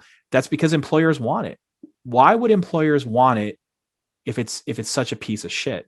And I know the answer is, but it's not about learning. It's about something else. Because the employers, there's nothing that requires the employer to care about the credential. They could just be like, well, we'd rather hire at Goldman Sachs if you have the J. Brennan Star of Approval than if you have a bachelor's degree from Harvard. But they don't want that. They want the bachelor's degree from Harvard. For now. That's changing, though. That's changing. So Silicon Valley, now you may have seen a lot about this. They are now, I think the average Silicon Valley coder did not finish college, something like that. Like, it's Silicon Valley is like leading the way on this. They're caring less and less and less and less about credentials and whether, and they care a lot about whether you can code. Yeah. So like, that's why coding boot camps are taking off, right? That's what they care about. They don't care about what you learned in your women's studies course at Harvard, even if you got an A+ in it, right? And the teacher's favorite. But this is all this is eroding, in other words. And no, my friend, Jason Brennan, author of how many books, right? If you taught a philosophy course and 20 people showed up and one of them wanted to go to grad school, guess what they have? They have Jason Famous Brennan, Georgetown University, author of a zillion books, respected within the profession highly, to write him or her a letter, or even just to say, took a seminar, a webinar with Jason Brennan, right, on this subject. That's going to count for something, actually. And that's what Renegade University is banking on. It's already happening. I mean, for us, it's like the credential we give is just, it's not a formal credential, but people can say they studied with Thaddeus Russell. They studied with Daniel Coffeen, who's the rhetoric guy I told you about. Like, he's PhD from Berkeley, right? And for the really good ones, we will certainly write them letters, fantastic letters of recommendation. You know, I have 2 books. I'll have a 3rd one, all published by commercial presses. You know, it means something. Now, for some people in the academy, it'll mean definitely do not hire this person because Thaddeus Russell is a devil. But, you know, generally speaking, we can absolutely challenge them even on their credentialing. Yeah. Right. But what you have to do is establish yourself as a quality intellectual, essentially, right? Who's respected by at least a part of the establishment. And then we can totally go toe to toe with Harvard. And in fact, you know, imagine if like Henry Louis Gates, some super famous professor at Harvard, right, left Harvard and put up his own shingle, his Henry Louis Gates University. You think he could compete in terms of credentialing? Hell yeah. Like, what would be, you know, a student would pay a whole lot of money to have a close relationship with Henry Louis Gates and to get a letter from him. I don't know if they would. I mean, Really? your thing might be working, and I think of it as like a market experiment, and I'm definitely like experiment and see what happens. But there were cases like what was it, the Brights people back like 15 years ago wanted to create their own like kind of for-profit university with people like Daniel Dennett and Oh, really?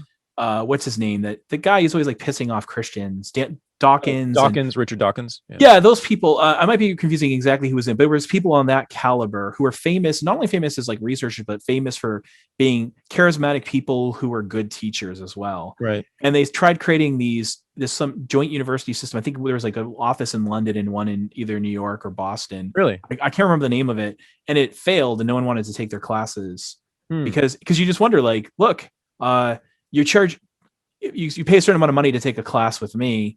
I could get more money by just offering it on the side and like keeping most of it. I could like charge the student half the tuition dollars and I'd get more money and the students would get more money.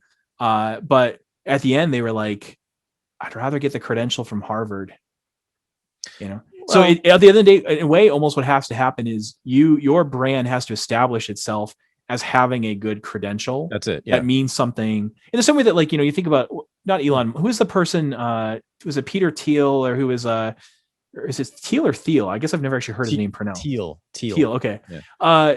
Who was doing the kind of entrepreneurship program where he was like paying people not to go to college. Mm-hmm. In a way, it's like, what does that show? Well, being selected by him as being the kind of person he'd pay not to go to college is a really damn good credential. It's even more impressive than getting a credential from MIT. Totally. But that doesn't mean that like any old schmuck, any old person who's not of his stature can just easily create the equivalent program. It really, you have to prove something. Yes. And so, I mean, I hope Renegade University does it. I hope you challenge it because I do think that the even as an insider, the system that we have of credentialing is really bad. It's basically redistribution. You know, so as my friend Brian Kaplan says in his really excellent book, The Case Against Education, what effectively happens with credentialing is an arms race. It's almost like we're at a classical music concert where we don't, you know, not a rock concert where you want to stand up, a classical music concert where you'd like to sit, and somebody stands up. And now you can't get him to sit down, imagine. So he gets a better view when he stands up. So imagine that since we can't make him sit down, the people around him stand up. And then next thing you know, everybody's standing up. We actually we really don't have a better view, but we're all standing up. So we put in a higher cost to get the same value.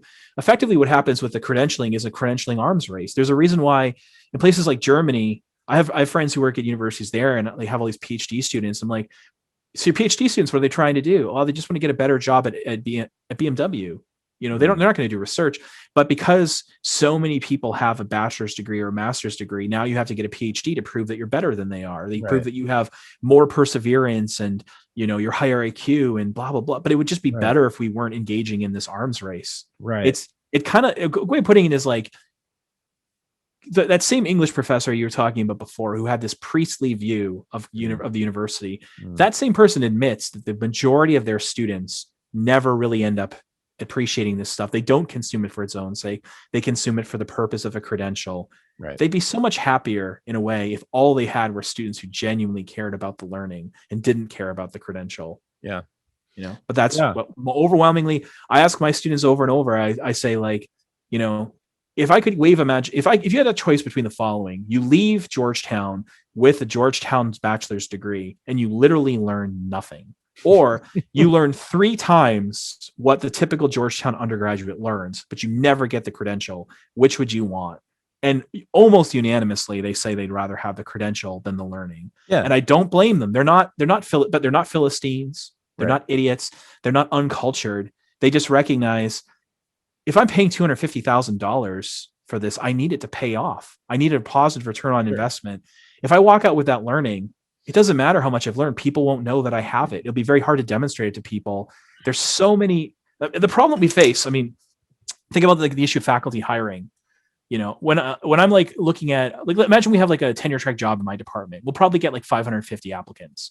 I will spend the modal amount of time I will spend on an application looking at whom I'm going to hire is about 20 seconds. You know, so I get a 100-page dossier. I open it up. I look at their CV. First thing I look at is, where did they get their PhD at what school? If I'm like, oh, I didn't even know this school had a department. I mean, had a graduate program. Into the trash it goes. Yep. Second thing I look at is their publications. If they have lots and lots of publications in really prestigious journals, then they go into the further look pile. If they don't, into the trash it goes. Mm-hmm. I'm not being irresponsible. I say this in public because first of all, I want people to know this is what happens so they behave better and make sure their application is impressive on the first page. But secondly, I'm not being irresponsible. If I put an hour in looking carefully at every single one of these dossiers, that would be a quarter of my working year, 500 hours just to make the first pass to figure out who I'm going to make a further look at. So basically what it comes down to is transaction costs, information costs. I'm not going to go looking for the diamond in the rough when I have a pile of obvious diamonds. It might be that the very best diamond is over there in that pile of coal and dirt, but the chances that it's there are pretty low, and the cost it would take for me to find it is so high that it's better to just take one of these diamonds here. Sure. That's what's going on. Yeah. And students effectively know that that's what's happening with Goldman Sachs and others.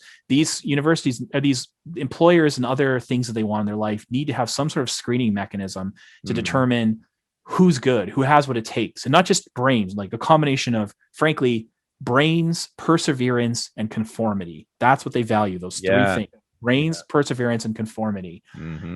Universities are very good at proving who has that. That's right. We don't yet have a good mechanism for showing otherwise, in part because, and this is the problem you face, you can show people that brains, you can show they have perseverance, but the very fact that they're going to you shows that they're not conformists. Exactly. Some places were like, we want the renegades, right? Like literally, that's what they want. But a lot of those places are like, we don't want even if they're brilliant, we don't want the kind of weirdo who would turn Harvard down to go to you. Yeah, there are many fields in which right now already RU would be a better credential than Harvard for an applicant to a job, for sure. There's certain areas, certain subcultures where we are the shit, and people don't even like Harvard, right? I want to say one last thing. So I agree with all that. But you have to establish, as an upstart, you have to establish your own credential. You have to prove that it's worthy. The one thing that eliminating the monopoly system and tenure and all that stuff and replacing it with a market system is actually I believe greater faculty satisfaction with their work. Because if you're teaching 19th century Russian poetry and you're not such a good professor, the only kids who are going to show up really are going to be the ones who are forced to, right? And so you can get from those kids, and we know that student evaluations, which you've talked about, they're notoriously inflated. I mean, I got similar scores. I got like very, very high scores always on my evaluations, and I felt really great about it. Until I started RU and people started paying me serious money to come to my classes. So two things, right? One is they're completely self-selecting, highly motivated. They are there to talk about what we're talking about in the class, right? Students in your classes aren't always there for those reasons. They're there for multiple reasons. Usually it has nothing to do with the professor or the content. In my case, everybody's there and they're so motivated, they actually have skin in the game. Like, up to hundreds of dollars sometimes. So that the students are way better, number one, but on a deeper level, the fact that someone paid money for me to teach them about US history is way more satisfying and self-affirming than getting a really good student evaluation at a regular college. Right? I mean, that is such a demonstration of my value as perceived by others as I can imagine. And this is, a very class sort of economistic analysis, but that's true. I mean, wouldn't you feel that same way? I mean, wouldn't you feel like it's a greater prize, a greater award, greater affirmation of your value as a teacher for people to pay money directly to you for it? To take your class than getting an evaluation, a good evaluation from a kid who was forced to take your class. Right? Oh yeah. I mean, for sure. Yeah. I mean, especially because I think that evaluations are bullshit. Yeah. So again, like I said, I get really good ones and they benefit me financially. And I think that if anything, they're a slight negative mark against me. Right. But at the same time, and we don't have to keep going to university. So you want to talk about democracy, and we're getting low on time. But for someone like me, I have to admit, if I had to choose between research and teaching, I would pick the research stuff. I just enjoy that more. I love the freedom of it. I love being like spending most of my day doing whatever the hell I want. And there is a test at the end, and the test is like, I have to get this in some sort of publication. I have to get it in like a good journal. And because I have unorthodox positions, it's an extra challenge. It's much easier to say publish, the 10th article on some really small point on the theory of public reason liberalism than it is to publish something that says like, the stuff I write, which is like, hey, can we kill cops? Like if a cop tries to arrest you for smoking pot, can you kill him? Or that kind of stuff. It's harder because it's people are like more, they're less inclined to publish that because they don't agree with it. But I have to admit, I like doing that more than teaching. If I had to pick, I like doing both, but I had to pick one. That's cool. No brainer. Yeah. I love both, I think, equally. All right, let's move. You have 15 minutes. Yeah. Okay. So we're going to demolish democracy in 15 minutes. Okay. But I'm going to start by telling you a story. On Twitter, I think it was about a week ago, maybe 2 weeks ago. Do you know the guy Rick Perlstein? He's a historian. He's written a lot of big books about like Nixon and Reagan and politics. History of kind of like recent American politics. He's a big, well-known lefty. Yeah. And he's very, his books are bestsellers. Okay. So he was on Twitter the other day. And he said something about democracy, and he was kind of like, he was aghast that someone would call into question democracy or something like that. And I said, do you have a reason for that? And he just laughed at me, basically. And I said, so it sounds like religious thinking on your part. Because if you don't have an argument for why democracy is good, and you don't even like attempt to make an argument for why democracy is good, that's kind of the definition of religious thinking, right? It's like unquestioned assumptions, right? Which are pretty big. And then he said, yes, democracy, get this, is sacred, a sacred value to me. I said, okay, well, that's great. That's not an argument either. Can you give me an argument, Rick? I kept pushing him, and he got irritated with me. He thought I was, you'll see, just scum, basically, for asking him to make an argument for democracy. I mean that. So he says, finally, this is the argument he gives me on Twitter. It says, as an axiom, err on the side of equality as a value that transcends instances. Mm-hmm. This is rooted in what, of course, it's metaphysics, so it's not rooted in anything. But anyway, this is rooted in what I believe each human being is, a profound miracle. Get this. And he says, it's why I am engaging you when my reason suggests to me that you don't deserve it. Ultimately, I'm not better than anyone. And this is a guy who is a professional social scientist and has been his whole adult life. And he has a PhD, by the way, in history, I believe. And this is the best you get. You ask the average American, do they believe in democracy? Totally. Yeah, absolutely. Then ask them why. And how many Americans do you think could give a cogent, persuasive argument for democracy? I think it's less than 1%. Yeah. Amazing. You're right. It's superstition. Well, yeah, in a way, I mean, that's part of why I wrote that book. It is a sacred value, and it's our job as philosophers. Part of the job description is to investigate and challenge people's sacred values and say, maybe you really don't have good reasons for thinking this. Maybe they're not so great. And one of the things, there's a lot of stuff in the book about voter ignorance, voter irrationality, why they're misinformed. It turns out the average American couldn't tell you who their congressperson is, even if you give them a multiple choice test with 3 answers. They don't know which party controls Congress. With about 8 months after the election's over, they don't remember who controls Congress. They know basically nothing. But even the equality argument, it's not even a good argument for electoral democracy as we have it. So this is something I say early in the book. If you actually care about equality, what you should do is have a lottery. This is what the Greeks did this for a while. I mean, the Athenians did this. We just say, okay, who's president? Well, we picked a lottery, and congratulations, Martha, age 46, currently a dental assistant in, Dover, New Hampshire. Congratulations, you're president. we care about equality. So we had a perfectly fair and perfectly equal system, which is the lottery, and you won. You get to be president. Now we're going to pick the vice president. Oh, congratulations. Tommy, who runs a fire truck in Chelmsford, Massachusetts. I don't know, I'm picking all these New Englanders, whatever. It worked out that way. Chelmsford, Massachusetts, you get to be vice. And that's what we would do. If you say that to people, like, why don't we just have a lottery and pick rulers by lottery? That's fair. There's no bias towards money. There's no bias towards race, to sex, to having the right kind of name, to being good at public speaking, to being a demagogue. There's no bias towards demagoguery at all in the lottery. What they say is, oh, but we might have idiots rule who do a bad job. And I go, oh, so you don't only care about equality. You care about the quality of governmental decisions, as you should, because God damn it, if we put like a real idiot in charge of the nuclear weapons, you're right. You're absolutely right that the problem with the lottery is that most people are unfit to lead. In fact, I don't think anyone's fit to be president. I mean, the power invested in the president of the United States, there has not yet been a human being who is competent to wield that power.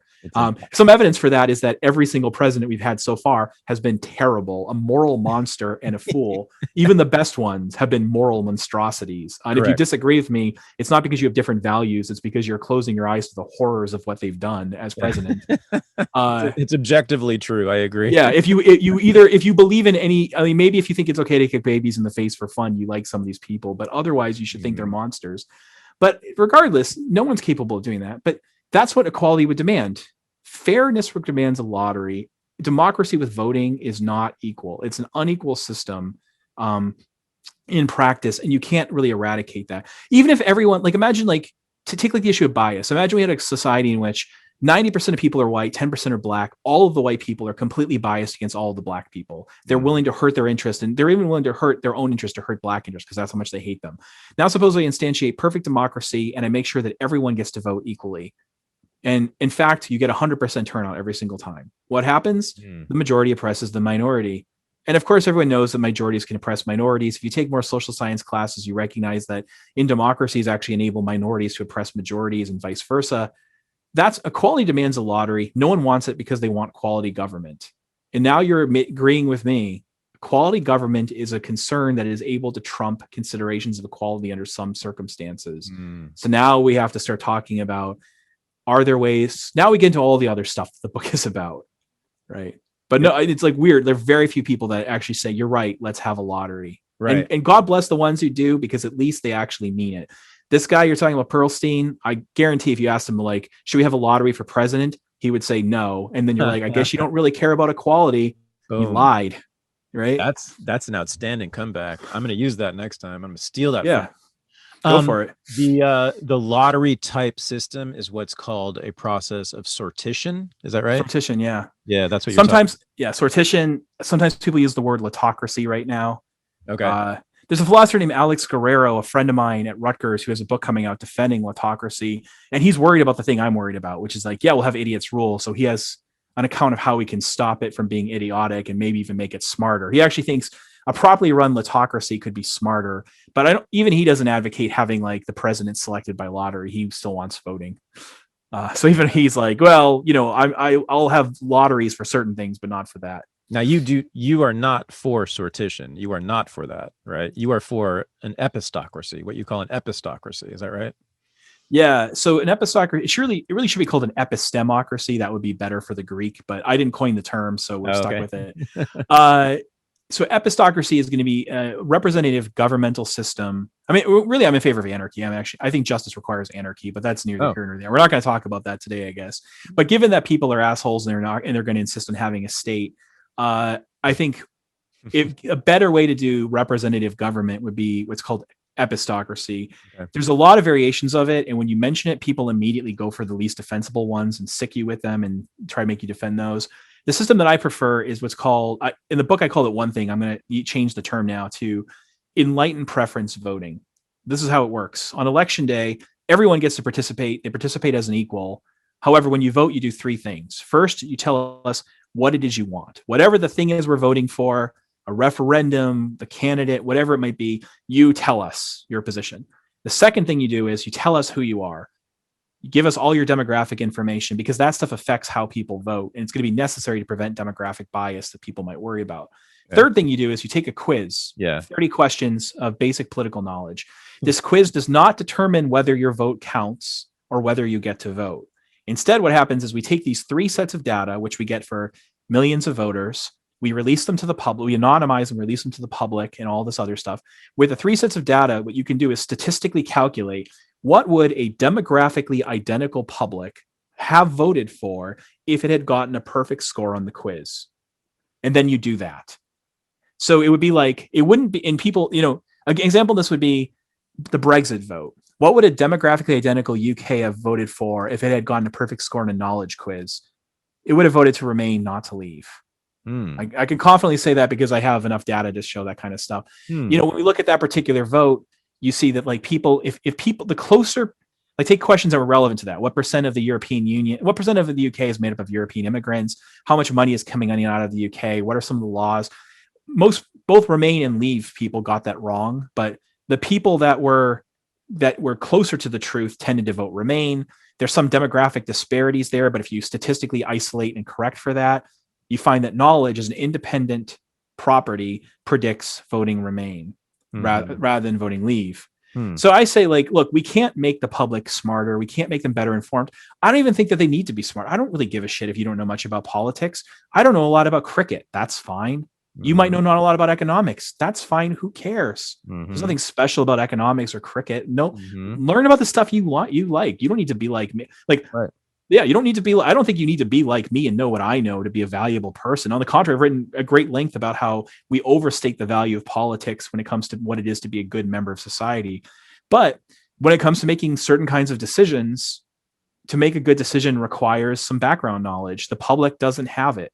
That's fine. I know why they don't have it. It's not even their fault, but they don't have it. However, instead of trying to make the public better informed, which is not going to succeed, what if we could just get the results of a better informed republic? I'm sorry.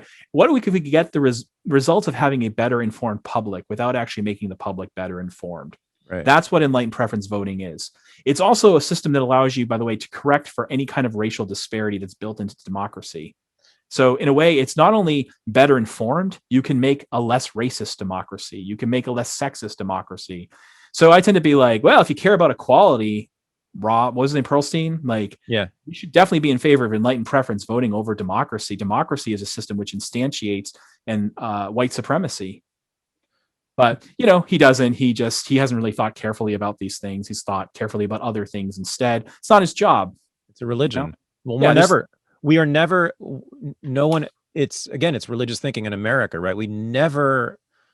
I can't even think of, outside of, rarefied philosophical circles. I can't think of anybody who's ever you're the only one, made a sustained argument against democracy that anyone's ever heard of. It's not part of the public discourse. It's not, you never hear people questioning democracy on Fox News or MSNBC or NPR or the New York Times, right? It's not even a question we deal with. But wait, so are you talking, maybe I missed this and you said this, I'm sorry if that's true. You're talking about, a partial or total disenfranchisement of people who don't score well on your test? No disenfranchisement at all, actually. Okay. No, I have said in print, look, if disenfranchising people produce substantially better government, I think that can be justified under certain circumstances. And then people immediately go, oh, you mean like Jim Crow? And I'm like, no, if you'd actually did what I want, Jim Crow wouldn't have happened, and I can prove it. But no, enlightened preference voting is not, no one gets disenfranchised. In fact, I'm in favor of enfranchising more people under this system. Let your 6-year-old vote, let your cat vote. Doesn't matter. Let everything and everyone vote. So I missed it. I missed it then. I'm sorry. What function does the test serve? Like, how is it used? I missed it. This is the thing. It's like when you have the data about what people want. Yeah. You have connected to that the data about when a person asks for one thing, they say they want one thing, their demographics, and you also know how knowledgeable they are about a wide range of basic political facts. With just one set of data for one person, this tells you nothing at all. But when you have tens of thousands or millions of people like that, you can start saying things like this. Okay, it turns out that this is just statistics. It turns out that being white as an independent variable, controlling for all the other variables we have, has this effect on people's voting preferences. It turns out that being rich has this effect. It turns out that knowing the answers to these questions, such as who is your representative, which party controls Congress, what's the unemployment rate, where is money spent, where is this country that we're bombing on a map, knowing the answers to those questions as independent variables, controlling and eliminating the effect of race and gender and sex and income, predicts you prefer that to that. Okay. So what it's telling you is it's a way of estimating what would the public, the exact same American public, want if I waved a magic wand and made them know the answers to the test. I see. So no one gets disenfranchised. We're all in a sense equal, because it's not like you really get 7.4 votes and I get 3.9. It's just we equally participate into this machine that then spits out what the public would have wanted had it been better informed. I see. Okay. And this method, the reason I should call it enlightened preference voting instead of what I called it in the book is that enlightened preference studies are something that political scientists and economists have been using for a long time to study the question of how does knowledge affect people's preferences? How does race affect their preferences? This is the method you have to use to determine that. So I was giving a talk at like Wellesley College one time, and some student raised her hand and said, you've been teaching us what economists think about X, but economists tend to be disproportionately white, and Asian, disproportionately male, and disproportionately high income. How do we know that the reason that economists think this isn't because they have economics PhDs and for the stuff you're saying, but because of these factors? I think she expected me to get pissed. I didn't. And I said, that's actually a perfectly good social scientific hypothesis. Fortunately, though, this hypothesis has been tested over and over and over again. Here's some papers on that. And in fact, it turns out that the things that you're talking about are anti-correlated with support for free trade. And the reason why economists defend free trade is because of their economics background. It's not because they're white or male or high income, but it could have turned out. So the nice thing about my system, the enlightened preference system, is at the end, if it turns out that the enlightened preference is for one thing rather than another, it's not because of race, it's not because of income, it's just because of knowledge. That's what knowledge is pushing us towards. And there's a lot of good questions about how this would work in practice, and like how you'd implement, what goes on the test, would it be corrupted in practice, and these are great questions. But man, I mean, if you care about equality, if you care about equality, there's tons of demographic bias built into democracy. There's a reason why Kennedys are much more likely to be elected than others. Rich people are more likely to be elected than others. There's a reason why in 2008, Republicans kept saying, I want to remind you, his name is Barack Hussein Obama, because they knew that the name Hussein would push people away from him. Right. My system can correct for that. Lotteries can correct for that. The thing that Pearlstein says is sacred on the basis of equality does not correct for that. It instantiates it. I guess he doesn't care about equality very much, but the reality is he just hasn't thought very carefully about it, and most people don't. Fantastic. Okay, I want you to teach something at Renegade University on democracy. I mean, I'd be happy to give like a guest lecture or something like that. That's for sure. Like, I'm definitely happy to come in and talk to your class, a class about this stuff, give my spiel and so on. I'm not in a position to like go teach an entire class because I mentioned before, it's a timing thing, It's like how much. Yeah. You got a lot. You have 3 books to write. So I get it.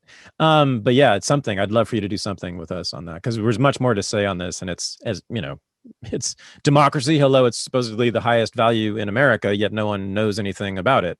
So it'd be great to do that. But the last thing I'll let you go. I know you got to go. We don't have to discuss this, but so my big beef about democracy is that it's too much damn work. Like, I don't want to do the work, right? It's to be true. And I'm not talking about like the current democratic system where you just vote once every 4 years. I mean, true democracy where you're like actually ruling, you're governing, you're managing society around you, the local level, federal level, the global level. It's just endless studying, meeting, work, right? So that's my problem with it. But I agree with all of your critiques. I think they're brilliant. And I thank you for coming on. Yeah, thank you for having me. This is really interesting. Awesome. So hopefully we'll touch base again soon and talk about all that other stuff. And good to hear from you. Good to meet you finally. Have a good one. Totally. Cheers. Thank you, Jason. All right. Bye-bye. This is the Unregistered podcast, and I'm Thaddeus Russell. To join the new Renegade University, go to renegadeuniversity.com. To join the new Unregistered Underground, the supporting listeners group for the podcast, go to unregisteredunderground.com. Thanks for listening.